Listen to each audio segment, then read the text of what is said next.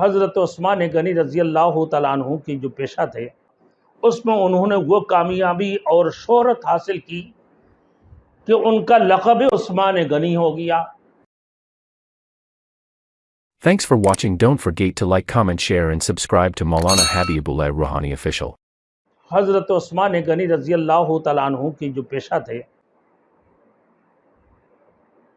قریش کا عام پیشہ تجارت تھا، اس میں انہوں نے بڑے نامواری حاصل کی۔ حضرت عثمان غنی رضی اللہ تعالیٰ قرآن ماجد کی سورہ اعلاب میں گرمی اور سردی کی موسم میں قریش کی تجارتی قافلوں کی ذکر ہے۔ قریش کی اسی عام مزاج کے بعد حضرت عثمان غنی رضی اللہ تعالیٰ عنہ نے بھی تجارت کو ذریعہ معاش بنایا اور ایک شخص ربیہ بن حارث کی شرکت میں کپڑے کا کاروبار بہت بڑے پیمانے پر شروع کیا اور بڑے اس میں نفع مند ہوا اور بڑے فائدہ مند ہوا۔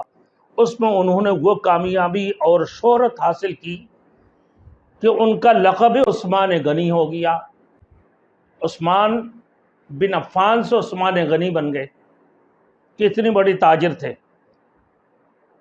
وہ ربیہ بن حارث کی شرکت میں کپڑے کا تجارت کرتے تھے اور ماشاءاللہ اتنی تجارت میں اتنی نفع حاصل کی ہے اور اتنا بہترین انداز سے انہوں نے کاروبار کیے ہے، بہت بڑے پیمانے پر انہوں نے کاروبار شروع کیا، تو اس میں انہوں نے بڑی کامیابی اور شہرت حاصل کی، جس کی وجہ سے حضرت عثمان غنی رضی اللہ تعالیٰ عنہ کے نام غنی بنے، یعنی عثمان ابن عفان کو عثمان غنی کہنے لگا۔